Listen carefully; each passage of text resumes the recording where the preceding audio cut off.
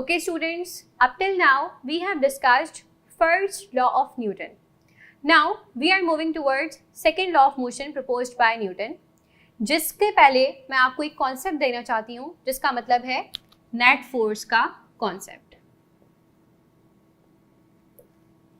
Okay, consider करें आपके सामने एक ऑब्जेक्ट है जिसका मास है तकरीबन 50 किलोग्राम्स और यहाँ पर दो पीपल्स हैं, एक यहाँ पर और एक यहाँ पर.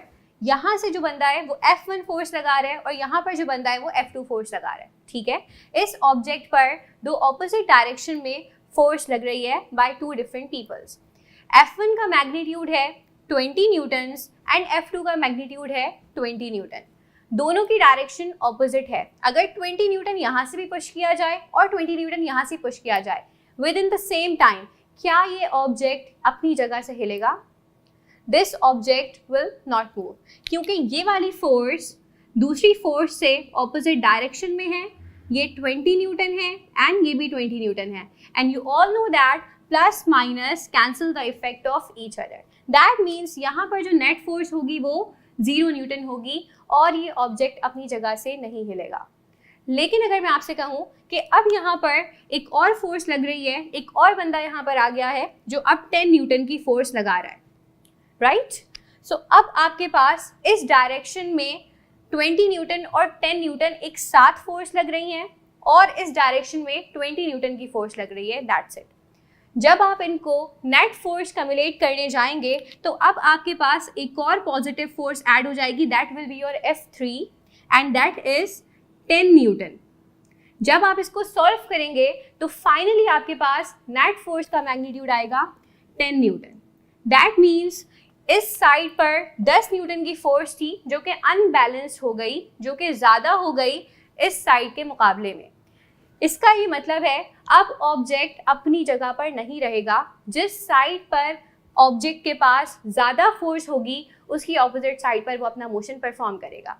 तो अगर मैं आप लोगों से पूछूं कि यहाँ पर 30 न्यूटन की फोर्स लग रही है और यहाँ पर 20 न्यूटन की फोर्स लग रही है, ये इसको यहाँ पुश कर रहा है और ये इसको यहाँ पुश कर रहा है, तो ऑब्जेक्ट किस साइड पर मूव करेगा?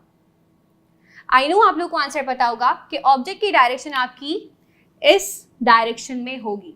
दैट मीन्स आपका ऑब्जेक्ट अब रेस्ट से किस फॉर्म में आ जाएगा? मोशन की हालत में आ जाएगा. ठीक है, दैट मीन्स फोर्स एक ऐसा एजेंट है जिसने इस ऑब्जेक्ट की हालत को तब्दील कर दिया है फ्रॉम रेस्ट टू मोशन. लेकिन कब किया है? जब उसके ऊपर एक अनबैलेंस नेट फोर्स अप्लाई हो रही है. जब तक कोई ऐसी फोर्स नहीं होगी जो दूसरी साइड से बैलेंस नहीं हो रही होगी, only then object will change its state from rest to motion. जब भी कोई ऑब्जेक्ट रेस्ट की हालत से मोशन की स्टेट में आता है तो उसके अंदर एक्सेलरेशन प्रोड्यूस होता है. एक्सेलरेशन उसी डायरेक्शन में प्रोड्यूस होता है जिस डायरेक्शन में अनबैलेंस फोर्स लग रही होती है. दैट मीन्स अगर मैं इस सिनेरियो की बात करूं तो अनबैलेंस फोर्स मेरे पास यहाँ पर मौजूद थी जिसकी वजह से मेरा ये ऑब्जेक्ट इस डायरेक्शन में मोशन परफॉर्म करेगा. तो ऑब्जेक्ट के अंदर एक्सेलरेशन भी इसी डायरेक्शन में प्रोड्यूस होगा, right? Now Newton has a law for that acceleration. Newton कहता है कि जब भी नेट फोर्स किसी ऑब्जेक्ट के ऊपर लगती है, आई नो आप लोगों को नेट फोर्स का मतलब अब समझ आ गया होगा कि अनबैलेंस फोर्स जब भी किसी ऑब्जेक्ट पर लगती है तो उस ऑब्जेक्ट के अंदर एक्सेलरेशन प्रोड्यूस होता है बिल्कुल उसी डायरेक्शन में जिस डायरेक्शन में वो अनबैलेंस फोर्स लग रही होती है, राइट? न्यूटन कहता है वही एक्सेलरेशन जो प्रोड्यूस हुआ है वो दो तरह से असरअंदाज होता है. ओके, तो न्यूटन ये कह रहा है कि जो एक्सेलरेशन प्रोड्यूस हुआ है वो दो हालतों से असरअंदाज हो सकता है. पहला तो ये कि जो एक्सेलरेशन इस ऑब्जेक्ट के अंदर प्रोड्यूस हुआ है वो उतना ही ज़्यादा होगा जितना ज़्यादा फोर्स का मैग्नीट्यूड होगा. दैट मीन्स जितनी ज़्यादा ये नेट फोर्स होगी उतना ही ज़्यादा ऑब्जेक्ट तेज़ी से भागेगा, उतना ही ज़्यादा ऑब्जेक्ट तेज़ी से मोशन परफॉर्म करेगा.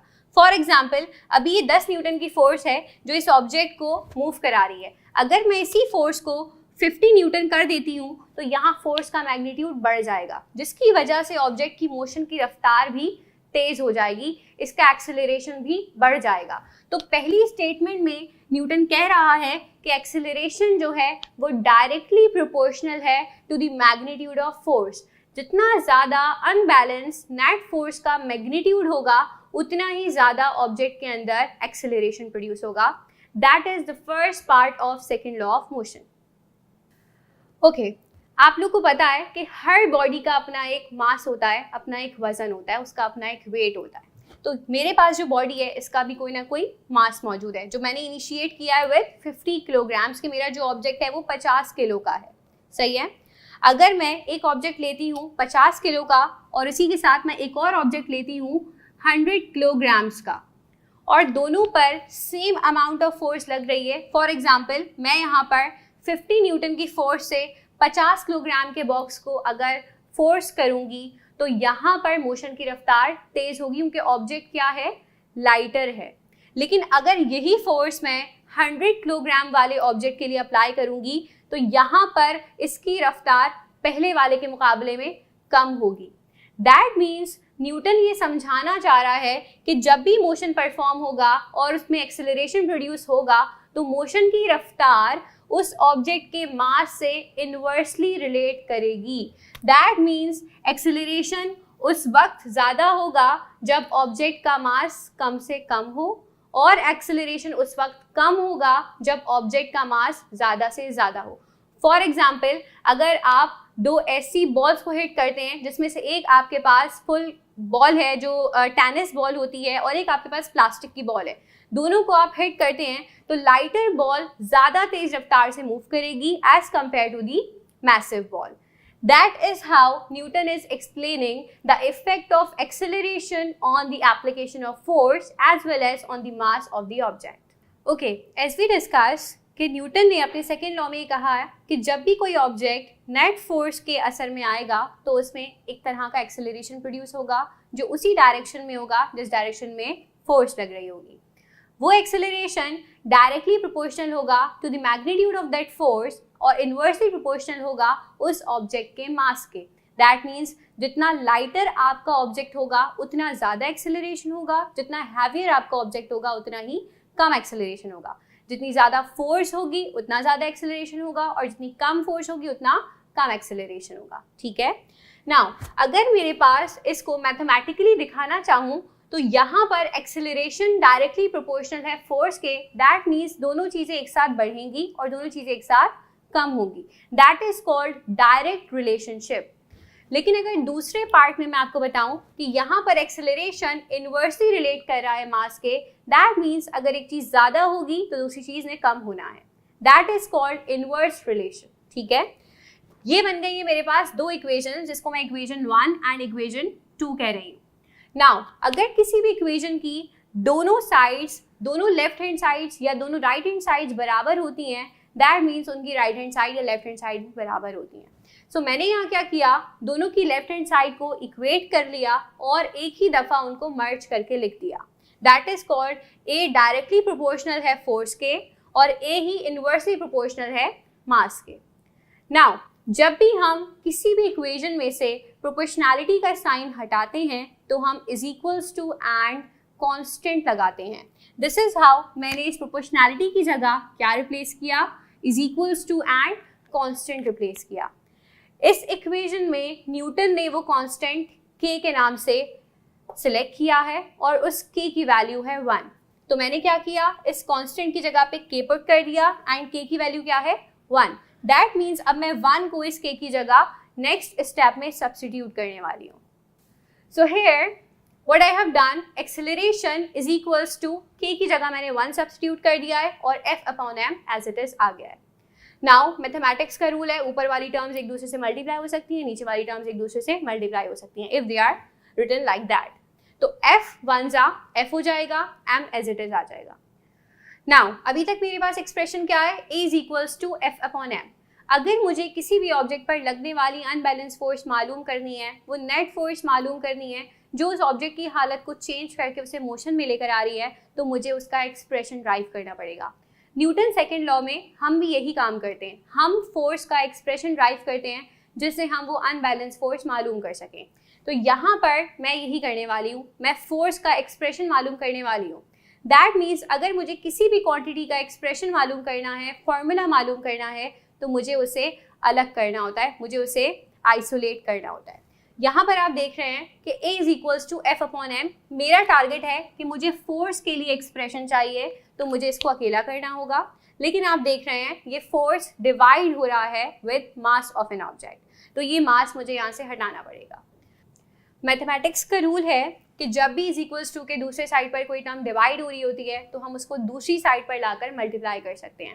दैट मीन्स ये मास यहाँ फोर्स से डिवाइड हो रहा है, तो मैं इसको दूसरी साइड पे भेजकर एक्सेलरेशन से मल्टीप्लाई करवा सकती हूँ। मैंने यहाँ पर यही काम किया है। This mass will come here and multiplied with acceleration. तो हमारे पास एक्सप्रेशन बन के आ जाएगा A multiply by m is equals to force. यहाँ पर आपको साफ साफ दिख रहा है कि फोर्स बिल्कुल आइसोलेट हो चुकी है। दैट मीन्स मैंने फोर्स के एक्सप्रेशन को मालूम कर लिया है। मैं इसको दोबारा से रीअरेंज करके लिखूंगी तो यहाँ पर एक्सप्रेशन आपके पास आ जाएगा। So this is the expression जिससे हम किसी भी ऑब्जेक्ट पर लगने वाली अनबैलेंस फोर्स को कैलकुलेट कर सकते हैं। That is F is equals to ma।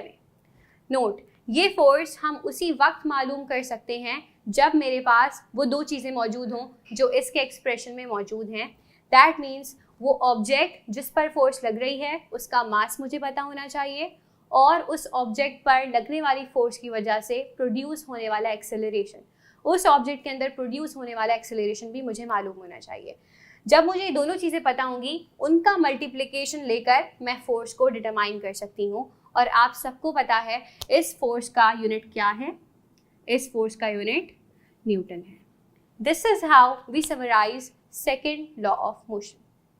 So in this lecture we have summed up second law of motion, जिसमें हमने F is equals to ma करके फोर्स का एक्सप्रेशन भी ड्राइव किया है और इस अनबैलेंस फोर्स को डिस्कस भी किया है। नेक्स्ट वीडियो में हम इसके न्यूमेरिकल एप्लीकेशन को देखेंगे। टिल देन, अल्लाह हाफ़िज़।